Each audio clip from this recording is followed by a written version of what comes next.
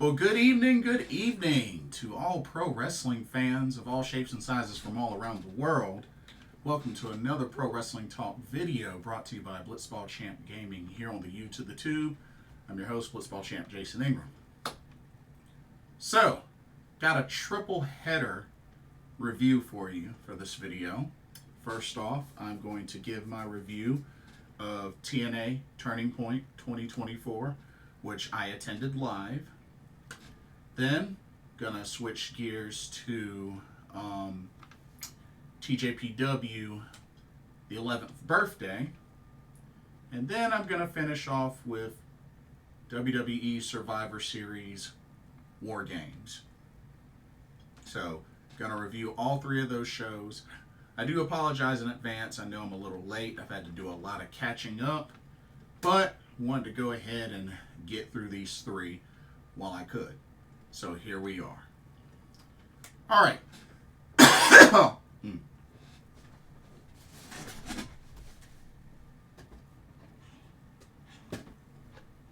Okay.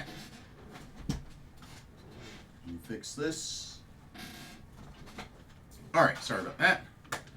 Okay, we're going to start off with TNA Turning Point 2024. This took place at the Benton Convention Center in Winston-Salem, North Carolina, as part of WrestleCade weekend, which I attended. It was a 3-day event. It was a lot of fun. And yeah, this was where they hosted TNA Turning Point. So they had a decent number of matches. They did have one pre-show match. Let me go ahead and pull the graphic up. We'll get right into it. All right. This show took place on Friday, November 29th, by the way. All right, here we go. All right, first off, we had a triple threat match. Triple threat match between Rosemary, Zaya Brookside, and Savannah Evans.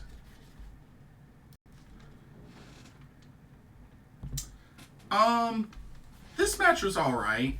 I like all three of these ladies, but overall, I thought this match was okay. It was just a little under 9.5 minutes long. It was about 9 minutes 14 seconds. Savannah Evans, Charlotte, North Carolina native, so was pretty big on her. But for the most part, this match was all right.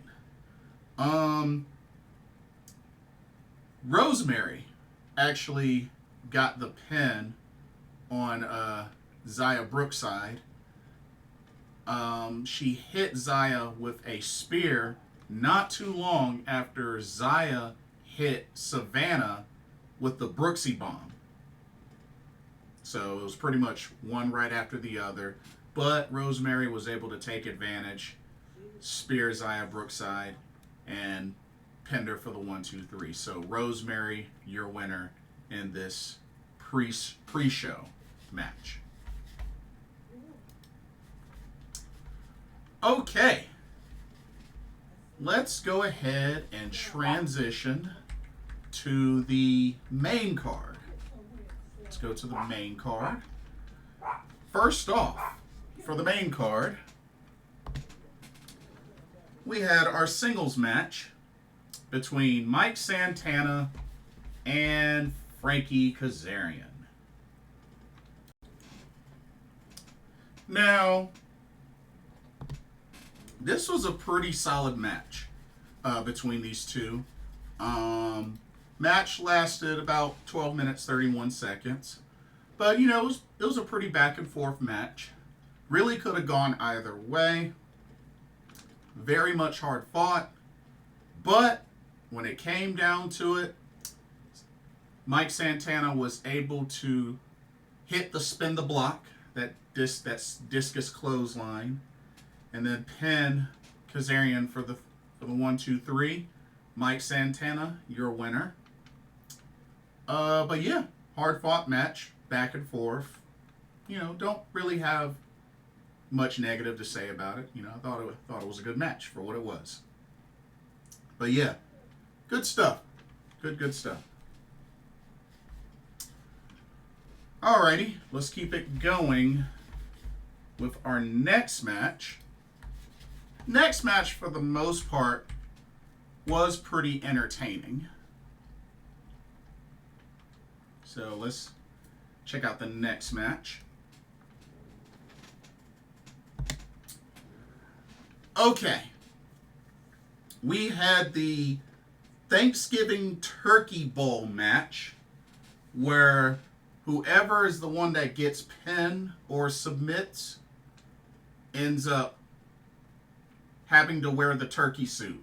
And if they don't wear the turkey suit, they get fired. Your competitors. You had Joe Hendry versus Eric Young versus HAMMERSTONE versus Brian Myers versus John Skyler. And originally, we were supposed to have PCO. But if I remember correctly, I think they said PCO was either injured or couldn't make it there tonight due to travel issues. So he ended up being replaced by Rhino. That's right. TNA Hall of Famer Rhino was PCO's replacement.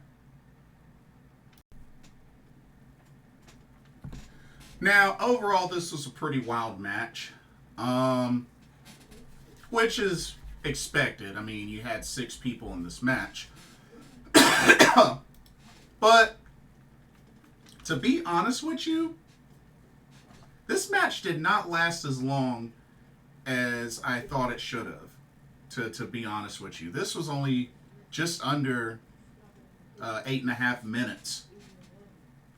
So I was kind of bummed. I felt like this match should have been longer, at least 10 minutes. So that was my only thing with that. It looked like, for a moment, HAMMERSTONE had suffered an injury, but, he was able to continue and keep going in the match. But definitely slowed down a bit.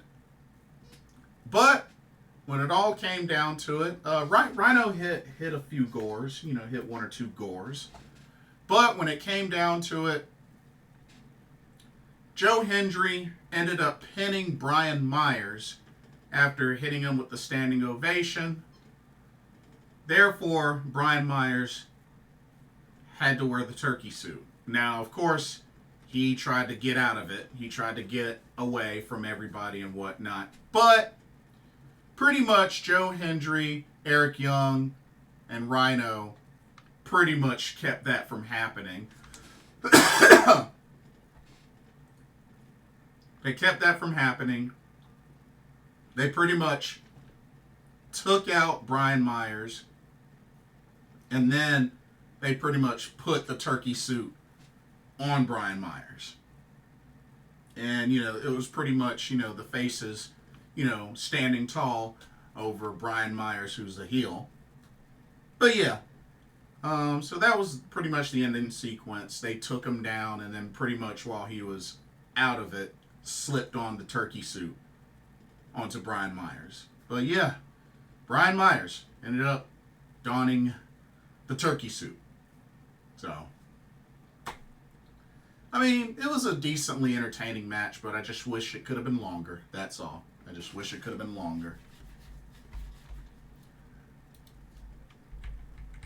Alrighty. Let's move on to the next match. We have our first title match of the card. Alrighty. We had the TNA X Division Championship on the line as the champion, Moose, defended against Laredo Kid. This was pretty much another one that didn't last too long. 8 minutes, 23-second match. Shout out to Laredo Kid. He did get in a good amount of high-flying offense in this match, but I mean, he pretty much, for the most part, ended up getting overpowered by Moose. I mean, even to the point where Moose ended up taking him out with not one, but 2 spears. And then pinned Laredo Kid for the 1, 2, 3. Moose, still your X Division champion. And you know, he's going to be a tough one to defeat. I will say that. He might not necessarily be an X Division type of wrestler, but now that he has the title, he's going to be hard to beat and get that title off of. So, you know, decent effort from Laredo Kid, but not enough to beat Moose. Moose, still your TNA X Division champion. Alrighty. Let's go to our next match. And this is where things really started to heat up. This is where it really got wild. Here we go. Alright, so for this match, we had a no DQs between the Walking Weapon, Josh Alexander, and Steve Maclin. Steve Maclin also sporting some really neat face paint for this match. Had on some fancy face paint. Kind of reminded me of the Gorillas of Destiny a little bit. But yeah. Rocking some face paint. This match was brutal. Match was definitely brutal. Back and forth. I mean, chairs were involved. You know, tables were involved. I mean, it was a legit no DQ match. So, weapons, all that sort of jazz. Even, and honestly, this was a really unique spot. Bullets. Not thumbtacks, but a big old sack of bullets were used in this match. Just dumped out into the ring by Steve Maclin. Very innovative. Of course, we all know he served in the military. So I thought that was pretty neat. You know, in the past, I've seen thumbtacks, I've seen glass, I've seen Legos, I've seen kaijus. And this time we got bullets. That was pretty cool. That was really, really cool. Like I said, it was back and forth between both these guys. It really went the distance. This match lasted 23 minutes, 46 seconds. So, really got a good showcase between these two. But, after an avalanche KIA onto the pile of bullets, that was pretty much enough to put away Josh Alexander as Steve Maclin made the pin, the 1, 2, 3. And yeah, Steve Maclin defeats Josh Alexander. Very well, hard-fought match. Very entertaining. And like I said, that last spot was really cool. I like that last spot. That was awesome. Alright. Let's move on to the next match. Alright, next match.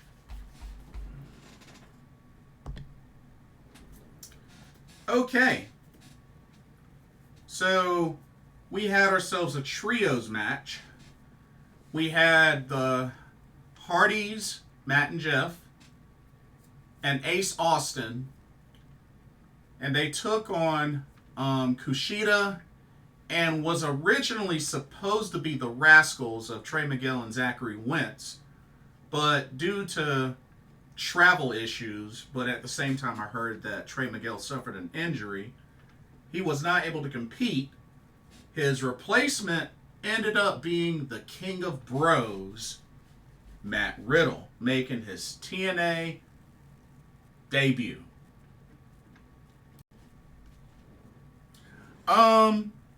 To be honest with you, this was definitely one of my favorite matches on the card. Especially, you know, I was really hyped for initially what this match was supposed to be. But still, you know, I was okay with the replacement with Matt Riddle. I mean, after all, Matt Riddle was pretty much the shaman over, the Rascals. Well, going back to NXT when it was Zachary, Wentz, and Wesley as MSK, Matt Riddle was the shaman. So honestly, it makes all the sense in the world that Matt Riddle was Trey Miguel's replacement. So, but yeah, the King of Bros made his debut. Overall, solid match. Lasted 16 minutes, 6 seconds. Really had no complaints. Very action-packed. I liked both teams. Very action-packed match. But it was the Hardys who put the finishing touch on this match. They hit the extreme combination of the Twist of Fate and Swanton Bomb on KUSHIDA. Jeff Hardy made the pin. 1, 2, 3. The Hardy Boys and Ace Austin with the victory. Great match, though. Great back and forth match. And I believe it may be official that Matt Riddle might be signed to TNA Wrestling. I don't know, but he made his debut, and it looks like we may be seeing more of the King of Bros in TNA. So, we'll see how it goes. Alrighty. Let's move on to our next match. Have the graphic up. Oh, here we go. Alright, next match. Alrighty, we had the big 2 out of 3 falls match for the TNA Knockouts World Championship. The champion, Russian Dynamite Masha Slamovich, defends against the Juggernaut, Jordynne Grace. A rematch. Because, of course, we all know Masha dethroned Jordynne Grace to win the title. So this was pretty much the run back.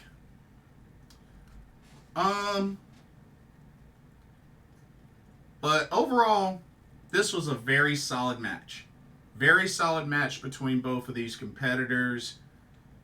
Lasted 19 minutes, 43 seconds overall.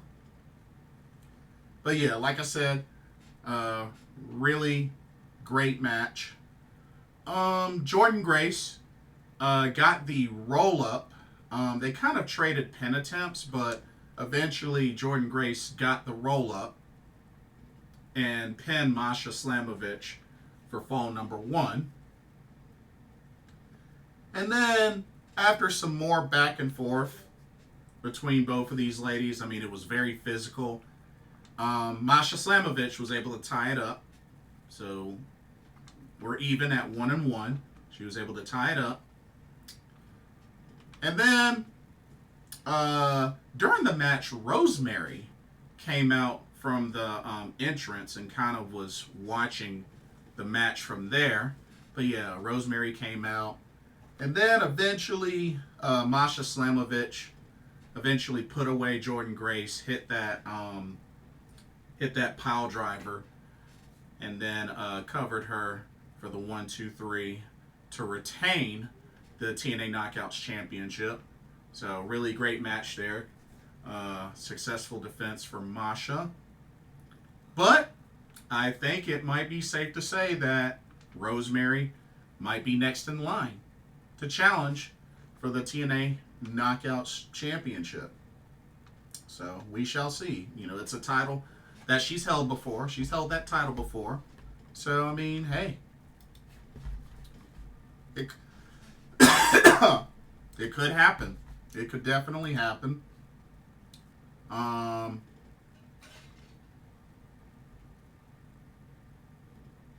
Which Rosemary, I believe, has only been a one-time champion. I thought maybe she was a two-time, but nah, she's only been a one-time champion.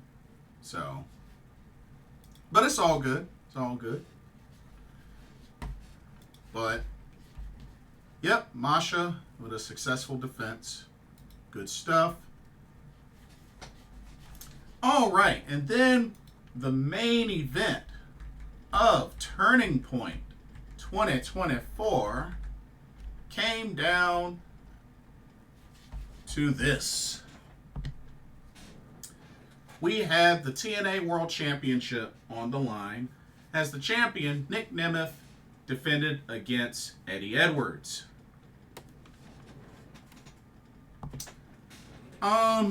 Alicia was in his corner for a good while.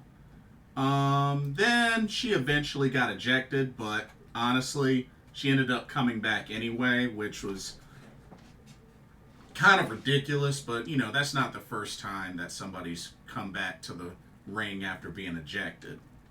Doesn't happen a lot, but it still happens here and there. But, you know, both these guys went back and forth. I mean, after all, Eddie Edwards is a former two-time TNA World Champion. But definitely went back and forth. We even saw, you know, the Boston Knee Party. We saw the Backpack Stunner. We saw Danger Zone, a Famouser. Like, you know, pretty much all the goodness. Alicia even got a belt shot on Nick Nemeth. Still wasn't enough. Even what's his face? Brian Myers came down, tried to help, but of course, when it was all said and done, JBL. That's right. JBL shows up and pretty much just lays waste to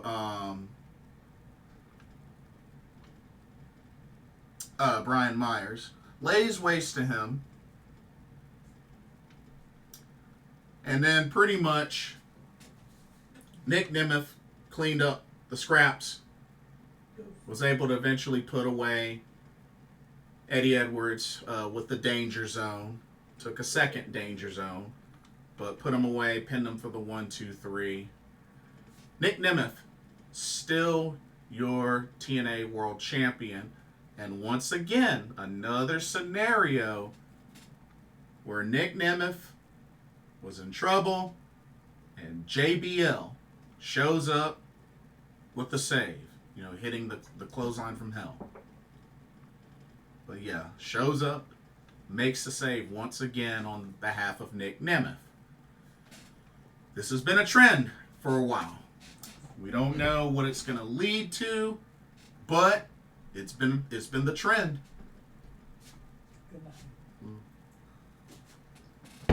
It has definitely been the trend. So yeah. Overall, decent show. I mean, I was there live. I was right next to the guardrail, right side of the entrance. So, you know, if any of y'all watched Turning Point, y'all might have seen me during some of the entrances. But, you know, overall, it was a decent pay-per-view, you know? It was decent. I have to say my favorite matches were the 6-man tag match, the TNA Knockouts World Title match, the no DQ match with Alexander and Maclin. Those I would have to say were what I thought were the 3 best matches of the card. But yeah, not bad. Not bad at all. Alrighty, let's switch gears to TJPW the 11th birthday. Let's see. Let me get my notes out. Here we go. TJPW the 11th birthday took place on December 1st. This was at the Shinagawa Prince Hotel Club EX venue. This was in Tokyo, Japan. Only had 6 matches with 1 title match. But still a pretty decent show for what it was. Pretty decent show for what it was. Let's go ahead and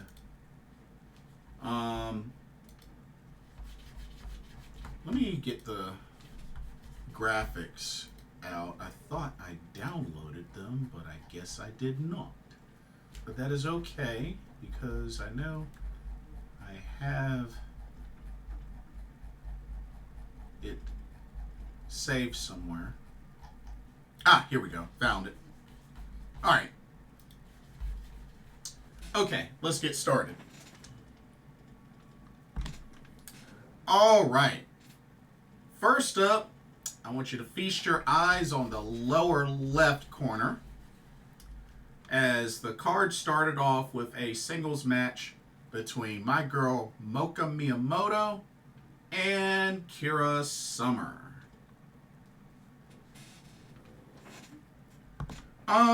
Match wasn't long. Match was, a little over 6 minutes, 11 seconds. So, wasn't a long match. It was, Kira Summer got in a little decent bit of offense, but for the most part, this was Moka's match. But yeah, not a long match, unfortunately.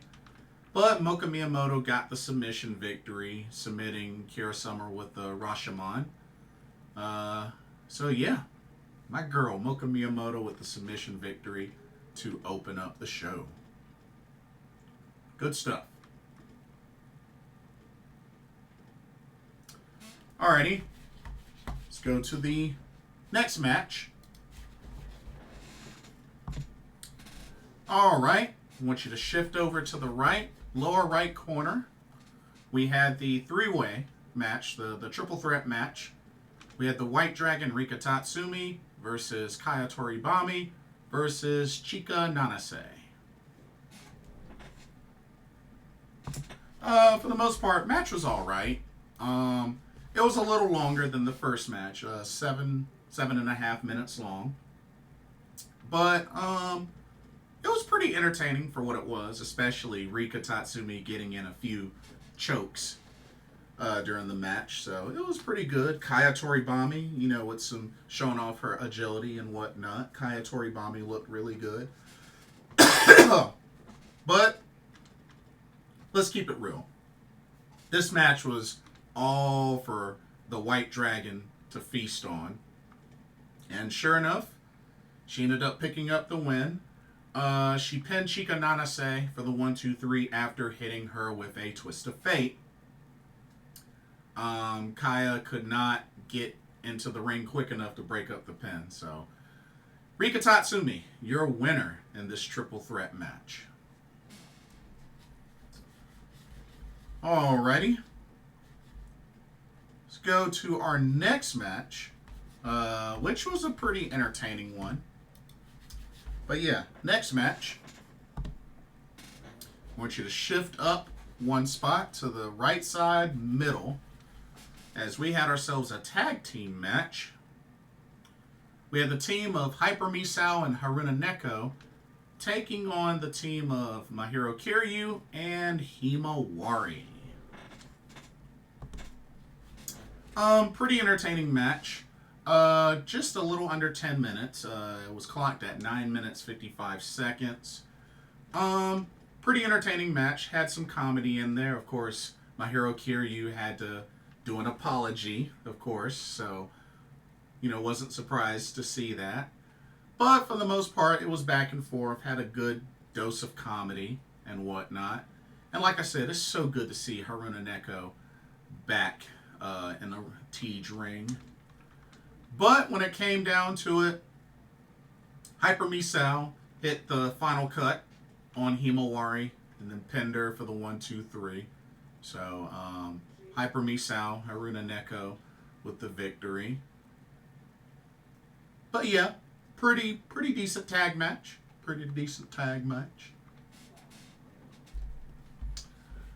Okay, and then we turn it up a notch with this next match. Still tag team action. Shift over to the left, middle left. as we had the team of Yuki Kamifuku and Wakana Uehara teaming up against the Big Kaiju Shoko Nakajima and the Burning Venus Yuki Aino. A very solid match between both of these teams, which I felt were pretty strong teams. It was just a little over 11 minutes long, but definitely went back and forth. Great amounts of offense from both teams. And the ending was kind of shocked to see, because I normally don't see Shoko Nakajima get a submission victory. Maybe y'all have, but I normally don't see Shoko Nakajima ever get a submission victory. But was able to submit Wakana Uehara with a submission that looks very similar to Naomi's Feel the Glow. That Feel the Glow submission she does, with the legs wrapped around the arms and head, and kind of, pulls their head in. But yeah, it reminded me of the Feel the Glow that Naomi in the WWE usually does. But yeah, Shoko submitted Wakana for the victory for her and Yuki Aino. But it was a good match. It was definitely a really good match. And I feel like we're definitely starting to see more of Wakana and Kamiyu teamed up. I think that's definitely a team that can grow. I mean, I know it's not Toyo mates, but still, I like the pairing. I like the pairing. Alrighty. Let's go to the next match, a match that I was very hyped for. Check it out. Shift up top, upper right side. Oh yeah, we had the big 8-woman tag match that I was really hyped for, as we had Team Up girls of Miyu Watanabe, Shino Suzuki, Raku, and Uta Takami, and they took on the very powerful combination of Yoshiko Hasegawa, Suzume and Arisendo of Daisy Monkey, and the Popping Sugar Rabbit Mizuki.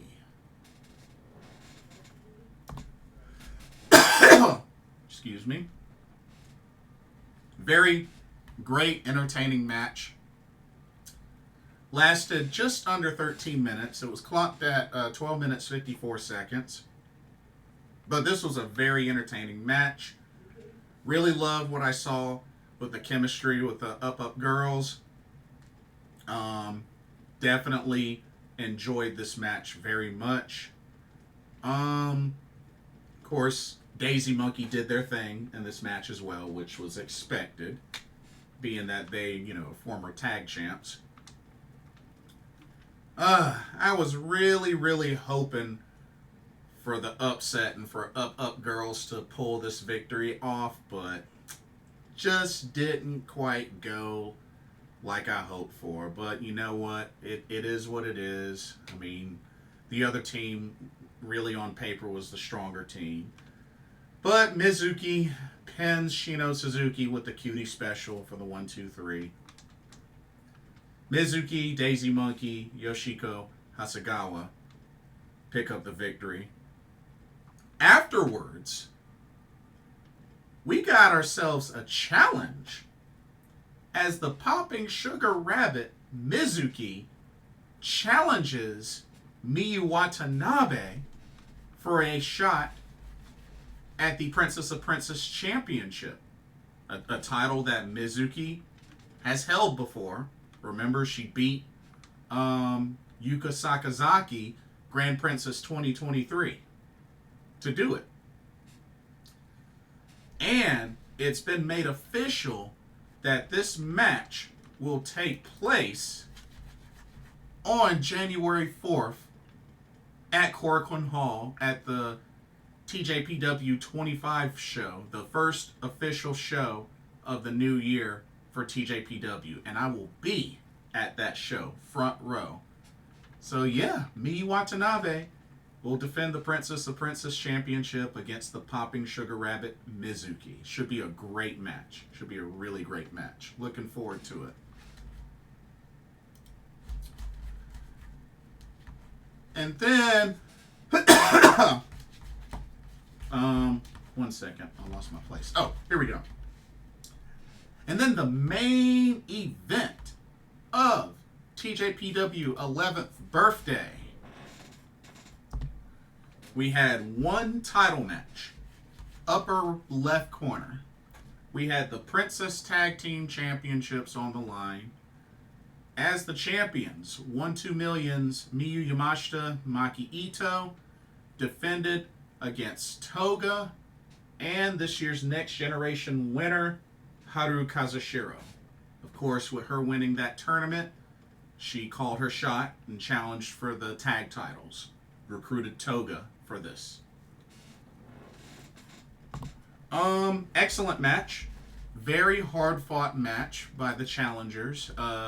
This lasted 19 minutes 35 seconds, so not quite 20 minutes, but close. But yeah, this was definitely main event worthy. Went back and forth. You had a good amount of offense from Toga and Haru Kazushiro. And, you know, Haru, she's getting better. She's definitely getting better. And, you know, the tournament, the Next Generation tournament, definitely showed that. So, definitely like her. Toga's been getting better and better. This was close. This was really, really close. But the champs would not be denied, as Maki Ito was able to submit Haru Kazushiro with the Ito special. And 1-2 Million retain the Princess Tag Team Championships. So, nice try by the challengers, but just not quite enough. But yeah, that was your main event for TJPW 11th birthday.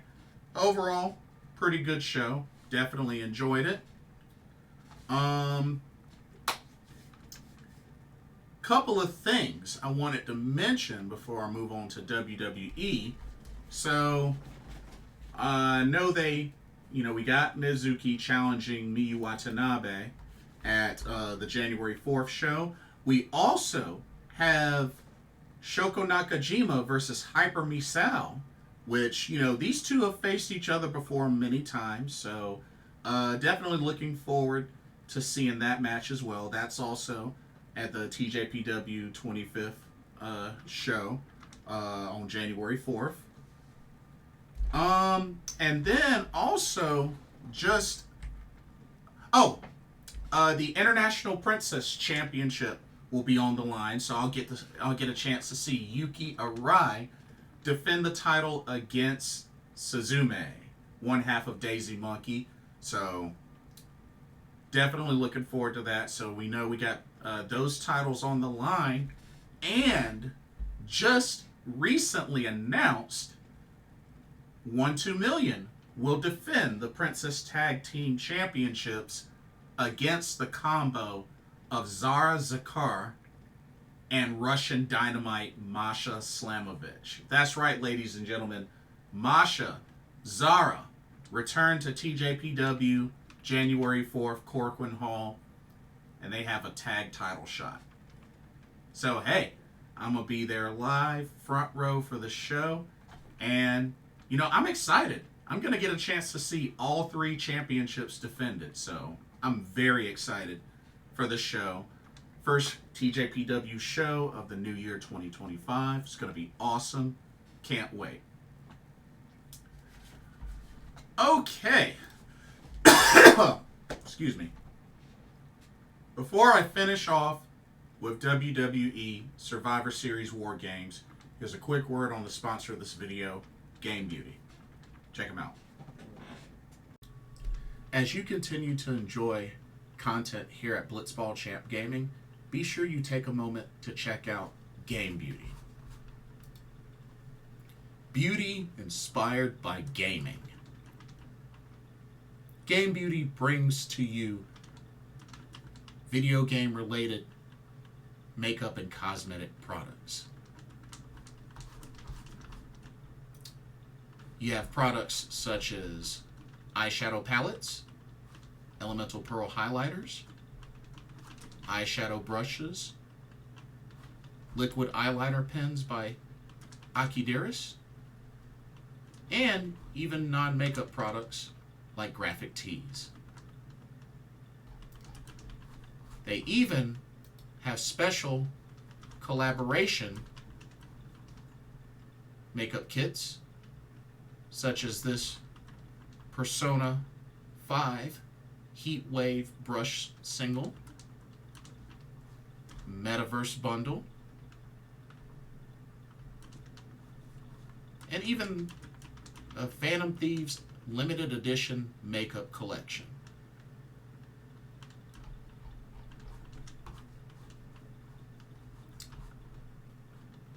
Also remember that Game Beauty provides international shipping of $60 or more. And if you use the promo code BlitzballChamp, all in caps, you can get 10% off of your order. So be sure to use that to your advantage.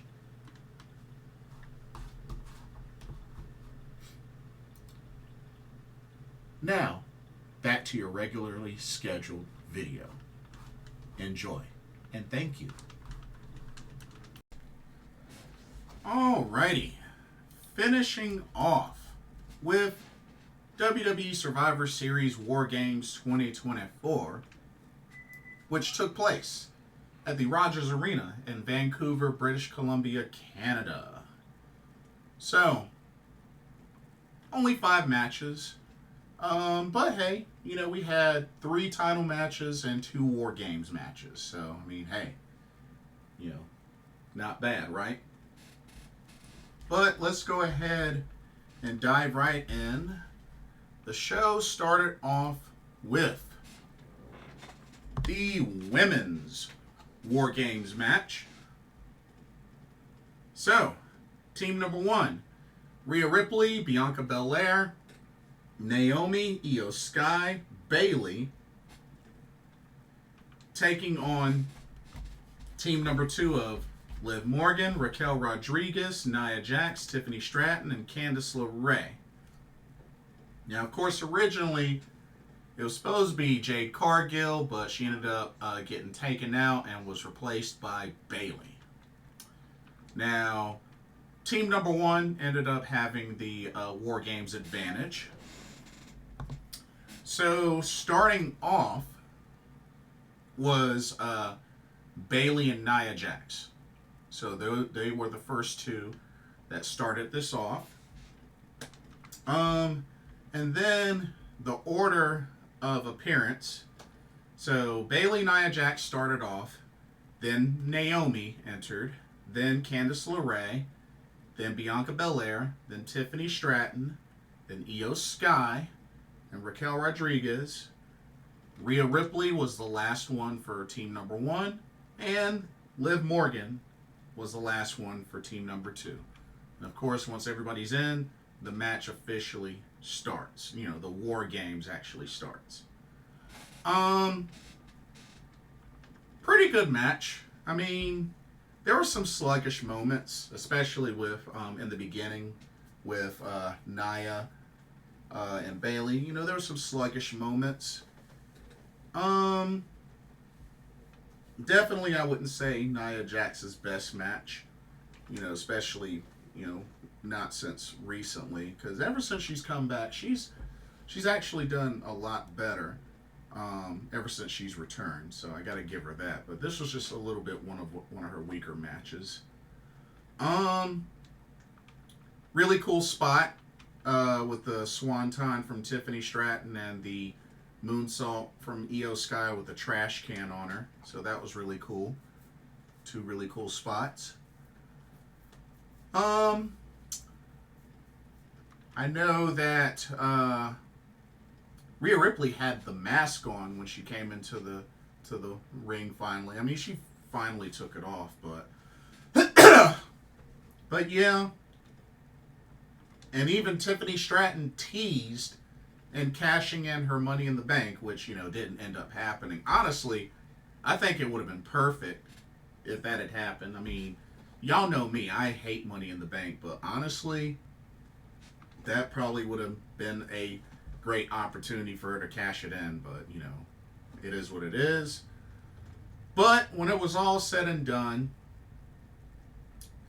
Rhea Ripley got the pin on Liv Morgan, so she pinned the women's champion after hitting her with an avalanche riptide through a table.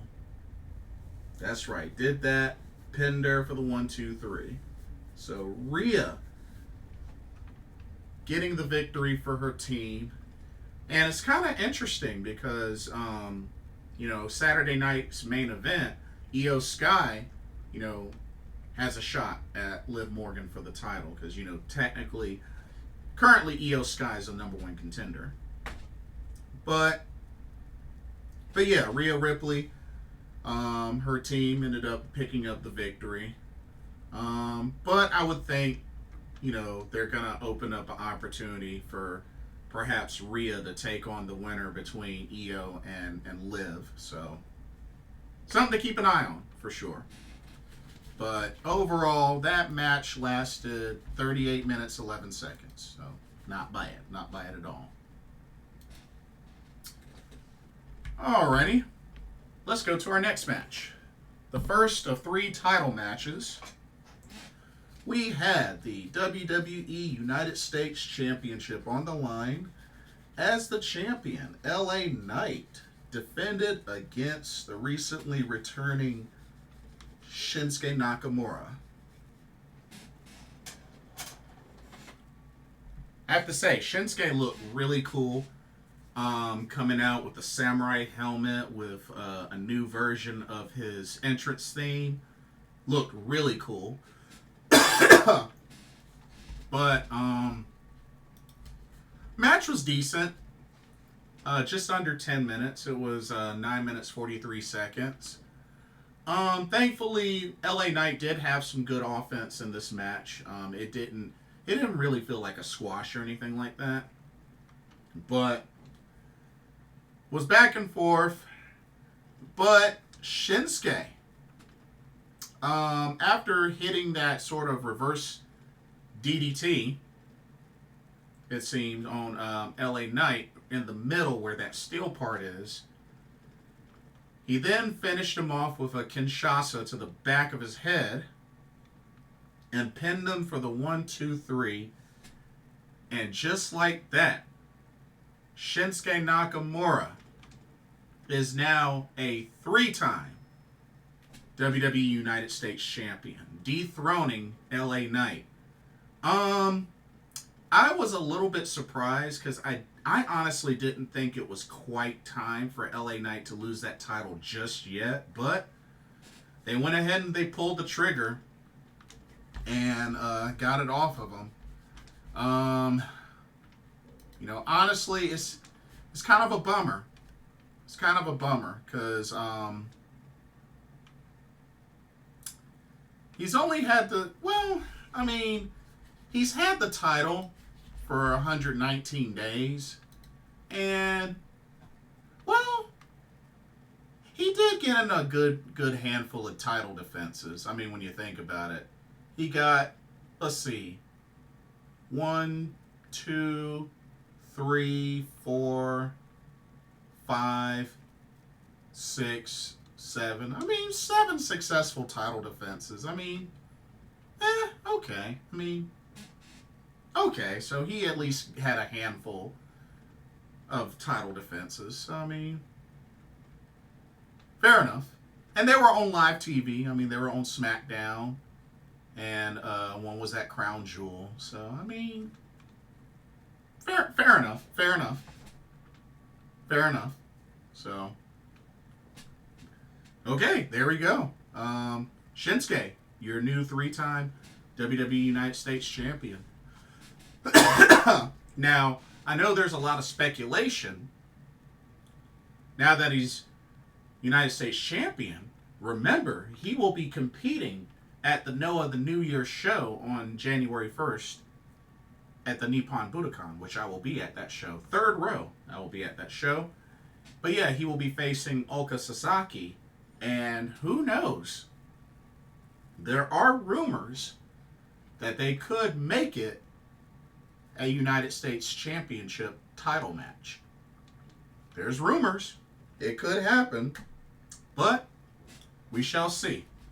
But yeah, I will be at that show. So looking very forward to it.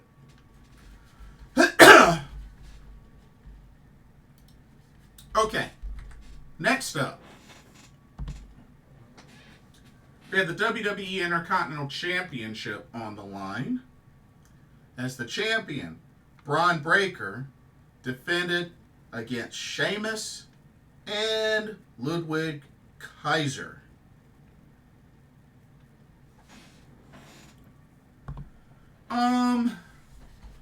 The match was alright.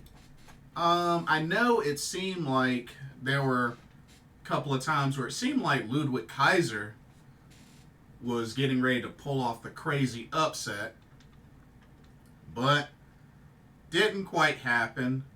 And I know Braun Breaker speared the crap out of him, like one of those high spears. And of course, he ended up, pinning Sheamus after a spear as well. But yeah, man, Braun Breaker definitely is showing why he could be a dominant champion, as he is in his second Intercontinental Championship run. But yeah, 14 minutes 24 seconds for this match. Not the most entertaining out of all the matches, but not bad for what it was, I guess. But yeah, Braun Breaker retains, hitting Sheamus with the spear, pinning him for the 1-2-3. Word is Sheamus suffered a cracked rib in that match, I believe. So hopefully he'll be okay. Hopefully he'll be okay. But yeah, that just sucks to see. All right, let's keep it going with our next and last title match. Where the heck is it? I just had it. Ah, here we go.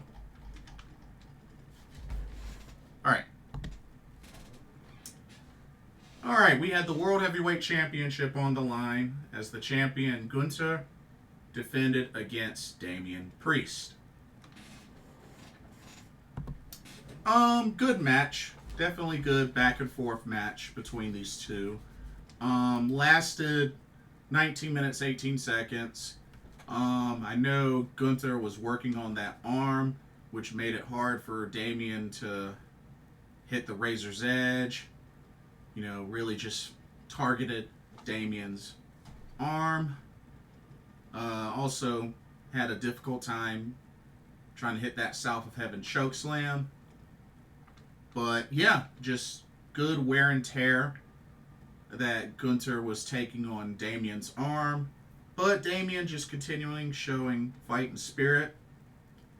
Even being locked into a Kimura, and he was still able to fight through it and keep going. But then eventually Finn Balor showed up, hit Damian with a coup de grace, and also Gunther actually took down Finn Balor as well. So that was kind of interesting. But I think the word was he did hint at, he wanted to do this on his own and, be dominant on his own. But even with that and the interference from Finn Balor, Gunther was able to hit a powerbomb on Damian Priest and then pretty much lock in a modified sleeper with kind of an arm bar, working on that same damaged arm on Damian. He eventually passed out. Therefore, Gunther retains victory by submission. Still your World Heavyweight Champion. So, there's that. And I believe it has also been confirmed that Finn Balor will get his shot at the World Heavyweight Championship at Saturday night's main event. I believe that's what the word is. So yeah. But, you know, good effort by Damian Priest, but, you know, they're going to continue that feud with him and Finn Balor. So yeah. And then the main event of Survivor Series WarGames came down to the men's WarGames match. All right, you had the team of Roman Reigns, Jimmy and Jey Uso, Sami Zayn, and CM Punk taking on the bloodline of Solo Sikoa, Jacob Fatu, Tama Tonga Tangaloa, Bronson Reed. I also really like how they did the football starting lineup opening with both of these teams. I thought that was pretty cool. That was a nice little thing they did. But let's see. This match lasted 41 minutes, 55 seconds. Not surprised there. So the order of appearance. So the Bloodline had the WarGames advantage in this match. So it started off Tama Tonga and Jey Uso. So they were the first two. Then Bronson Reed. Then Jimmy Uso. Then Jacob Fatu. Tangaloa tried to, exit the cage, but Solo Sikoa prevented that and gave Jacob Fatu the nod to go in. Okay. CM Punk was going to try to go in, but Roman stopped him and sent Sami Zayn to go in. So after Jacob Fatu, it was Sami Zayn, then Tangaloa, then CM Punk. Roman Reigns tried to step through, but CM Punk just neglected that and just jumped in front of him and came out of there. So after Tangaloa, it was CM Punk, then Solo Sikoa, and then, of course, last but not least, Roman Reigns. The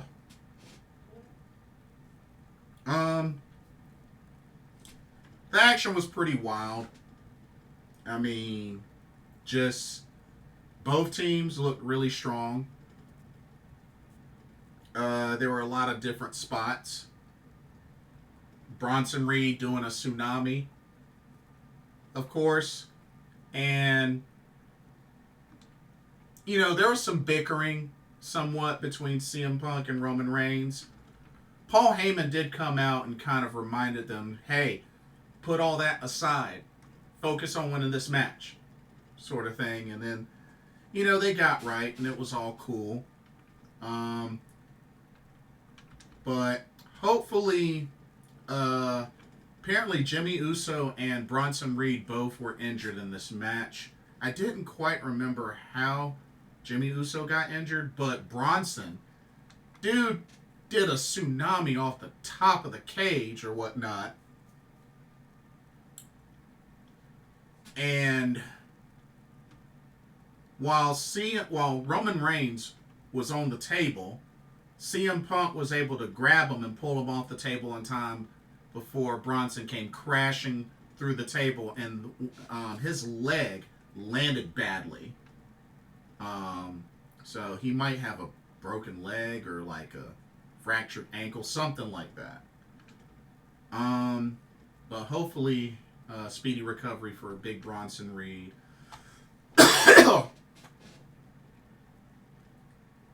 But that was pretty much the turning point that pretty much went in favor of Roman Reigns and his team. The others got taken down. I mean, we had the Usos do a 1D. And everybody else was taken down to the point where it just was Solo left for the entire team number one to feast on. And pretty much they hit a whole bunch of signatures and finishers.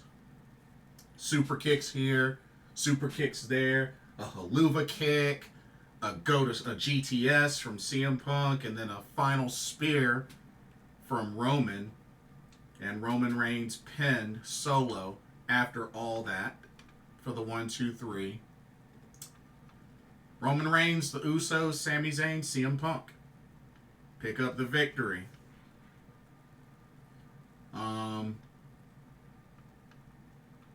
Good sportsmanship between Roman Reigns and CM Punk. They shook hands. It was cool. And then everybody exit the cage, and CM Punk, as he went to hug Paul Heyman, he reminded him, Paul owes CM Punk a favor. He owes him a favor. So, what that favor will be, I have no idea. I know it was mentioned on Raw, but now it looks like CM Punk has another issue, which is in the form of Seth Rollins.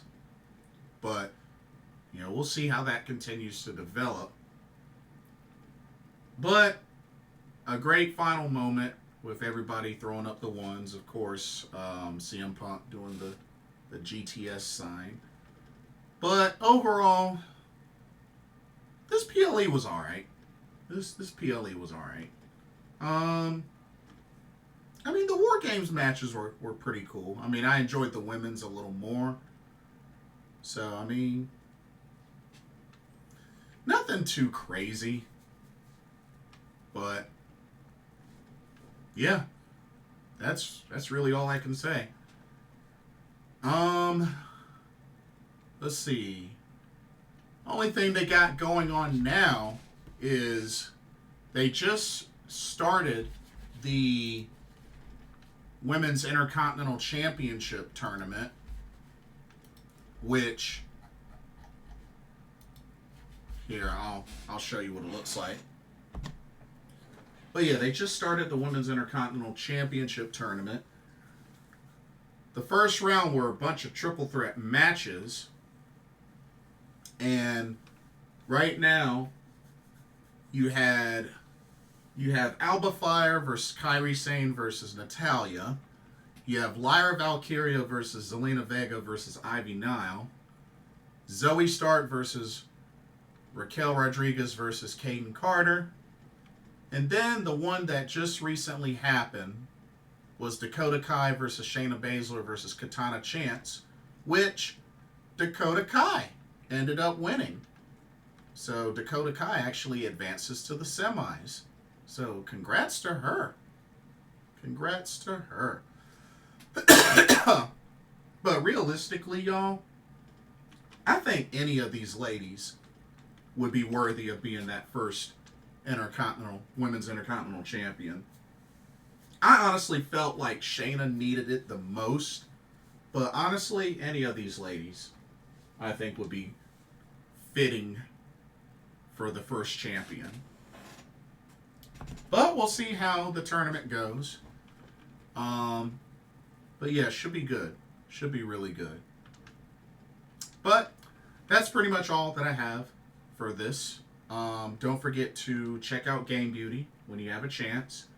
And let me know what y'all's thoughts were on all three of these events. TNA Turning Point 2024, TJPW the 11th birthday, and WWE Survivor Series WarGames 2024. Let me know what your thoughts were. And don't forget to like, comment, subscribe, and hit that notification bell while you're at it. Thank you so much for watching. Hope you enjoyed the video. For another Pro Wrestling Talk, brought to you by Blitzball Champ Gaming here on the U to the Tube. My name is Jason Ingram. Hope everybody has a blessed rest of their evening and day tomorrow. And we'll see you in the next video and our live stream. Take care. Peace.